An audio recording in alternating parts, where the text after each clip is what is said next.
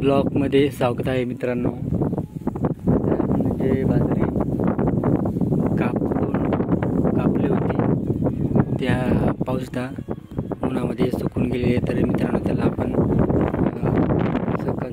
कंस आहे ना काढत आहे. म्हणजे कंस असं आहे त्याला त्या अशा पद्धतीने आपण विळ्याच्या सहाय्याने असं कापून एकत्र करत आहे. मित्रांनो तुम्ही पाहू शकता किती भारी आहे कंस. पाहू शकता ही उन्हाळी बाजरी मित्रांनो. तर आपण बाहेर गावी आलो होतो, तर आपले आहेत दाजी त्यांच्या शेतामध्ये आहेत ते बाजरी पेरलेलं, तर त्यांना आपण मदत करण्यासाठी आलेलो मित्रांनो.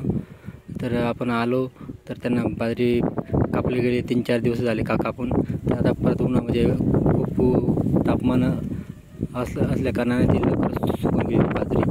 तर आपण ती त्यांना मदतीसाठी आलो आहे. ते कंस कापून घेणार आहे. नंतर जे राहिलेले जे आहे ते आपण बैलांसाठी चारा घेऊन जाणार आहे मित्रांनो. त्यासाठी आपण बाजरी कापण्यासाठी आलेलो आहे. कापली गेली, आता आपण ते कंस कापण्यासाठी आलो आहे मित्रांनो. अशा पद्धतीने आहे तुम्ही पाहू शकता कंस किती भारी आहे. आणि ते काढून ठेवलेले कंस पाहू शकता किती काम करत आहे मित्रांनो. ऊन तर भरपूर आहे आणि ऊन सोबत हवा पण आहे मित्रांनो. असे बॅकग्राऊंडला तुम्ही पाहू शकता मोठा डॅम आहे, मोठा धरण आहे. ते बॅकग्राऊंडला दिसत असेल.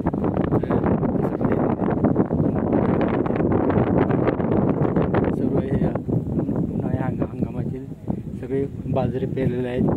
काहींनी कोथिंबीर केलेलं आहे, काहींनी वेगवेगळ्या प्रकारची भाजी केलेलं आहे मित्रांनो.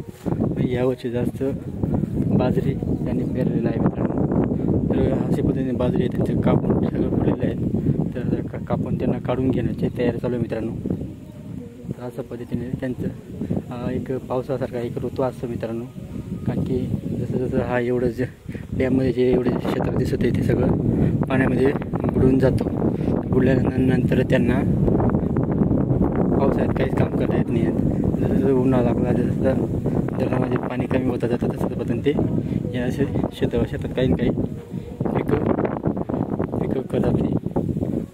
आणि आहे तिळी, जे आपण तिळीचे लाडू म्हणतो ना, ते तिळी आहे. त्याला व्यवस्थितपणे सुकले का आता भरलेले पावसाने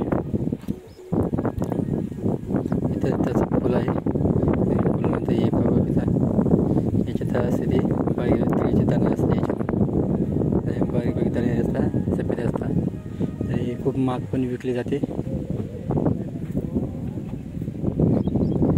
तर भावांनो असं पद्धतीने उन्हाळ्या हंगामात वेगवेगळ्या प्रकारच्या भाजीपाला उत्पादन केले जातात. असं तर डॅम असल्यामुळे